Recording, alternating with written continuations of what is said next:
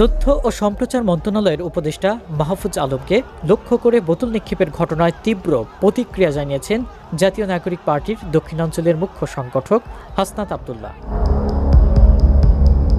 তিনি জানান, সমালোচনা গণতান্ত্রিক অধিকার, কিন্তু শারীরিক লাঞ্ছনা, বর্বরতা এবং সেটির কোনো যুক্তিসঙ্গত ব্যাখ্যা নেই। রাত 11টার দিকে নিজের ভেরিফাইড ফেসবুক প্রোফাইলে দেওয়া এক স্ট্যাটাসে তিনি এমন প্রতিক্রিয়া জানান। হাসনাত আব্দুল্লাহ বলেন, একজন রাষ্ট্রীয় প্রতিনিধি হিসেবে মাহফুজ আলম সমস্যা সমাধানে গিয়েছিলেন।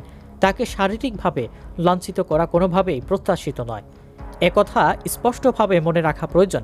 আপনাদের প্রতিনিধিত্বের দাবি বলেই তিনি আপনাদের কাছে এসেছেন, কিন্তু এ ধরনের উগ্র ও হটকারী আচরণ ভবিষ্যতে কোনো ইতিবাচক ফল বয়ে আনবে না, বরং গণতান্ত্রিক আন্দোলনের গ্রহণযোগ্যতাকেই প্রশ্নবিদ্ধ করবে।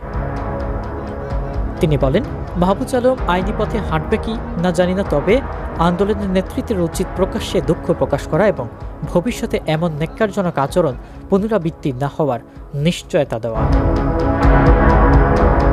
অন্যদিকে অন্তর্বর্তী সরকারের আচরণের সন্দেহজনক উল্লেখ করে হাসনাত আব্দুল্লাহ আরও বলেন, সকল জনদাবির সম্মুখে ছাত্র উপদেষ্টাদের ঠেলে দিয়ে সংশ্লিষ্ট মন্ত্রণালয়ের উপদেষ্টারা নিজেদের দায়িত্ব এড়িয়ে যাওয়ার প্রবণতা স্পষ্ট।